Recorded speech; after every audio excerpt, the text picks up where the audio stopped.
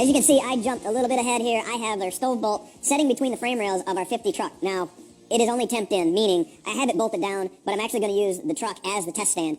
You might notice that this looks relatively familiar because it is part of the test stand. The reason being is it would have taken me longer to fabricate up some brackets and so on and so forth to hold the front and the back of this engine on the test stand than what I really wanted to take.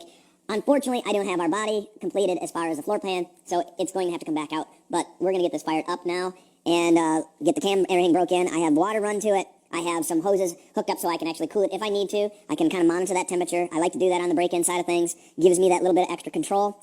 We have our oil filter temporaried up here on a C-stand. We have fuel lines run. I have electrical run as far as power to the coil. I even have it on a toggle switch so I can shut it off quickly opposed to just yanking a wire off. I'm going to use an electric fuel pump just so I can prime the mechanical. I don't need to spin the motor a bunch just to prime the mechanical. I'd much rather pre-prime it and then get the engine to fire up and run right away opposed to wasting all the battery potentially getting fuel to the carburetor. So with that, I am going to prime that. Water's in it, oil's in it, it's been primed, and I think everything's connected. So here we go.